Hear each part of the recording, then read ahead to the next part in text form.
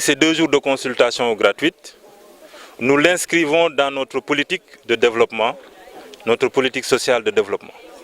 Pour bâtir un individu, pour bâtir une personne, il faut avant tout que cette personne soit en bonne santé. D'échanger avec l'association Sauvons des vies, qui a bien voulu nous joindre dans ce combat, justement de relever, de rehausser et de sonder le niveau justement de santé des populations de Nguéry.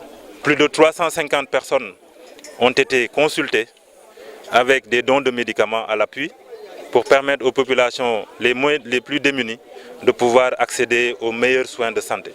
Des spécialistes des grands hôpitaux du Sénégal, de Dakar, ont été mobilisés en matière d'ophtalmologie, en matière justement de dépistage du diabète, qui est devenu une maladie chronique, mais également sur toute autre pathologie que les spécialistes ont su détecter au niveau de la population. Nous voulons l'inscrire dans un calendrier justement de santé, de développement de politique de santé.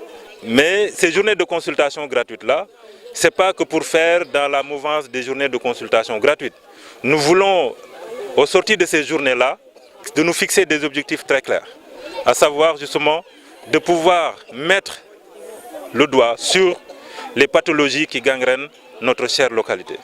De pouvoir à l'avenir, s'il y a des acteurs, et nous en sommes un, des acteurs, la mairie ou l'État qui voudraient faire de l'action sociale en matière de santé, de pouvoir savoir quelle pathologie il faudra attaquer. Vu la position géographique de Nguéry, on ne pourrait pas dire que Nguéry n'a pas d'eau.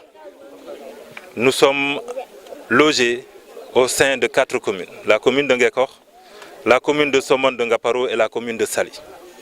Aujourd'hui, si vous venez à Nguéry, vu la dimension de ce gros village qui est logé dans la commune de Sindia et qui souffre énormément du découpage administratif, si par exemple vous voulez des papiers, vous devez aller vous traverser une commune pour aller vers votre commune. Donc moi je pense que c'est une incohérence de découpage territorial interpelle le ministre de la Gouvernance locale. Mais un atelier a été fait au niveau de Diamniadio les 10 et 11 derniers pour justement éradiquer ou apporter des réflexions par rapport à cette question-là. L'eau est la source de vie. C'est bien beau de demander des routes, de demander des infrastructures et tout, mais sans l'eau, il n'y a pas de vie. Et nous, en Nguéry, on n'a pas d'eau. L'État a un bras armé, le PUDC, que nous espérons dans ces prochains plans de développement, justement mettre Nguéry en tête pour pouvoir nous apporter un forage qui pourra alimenter plus de 3000 âmes qui y sont. Et nous pensons que le président de la République, avec Omar Youm, avec notre cher Pape Diouf, n'est-ce pas, apportera les réponses idoines à cette question-là.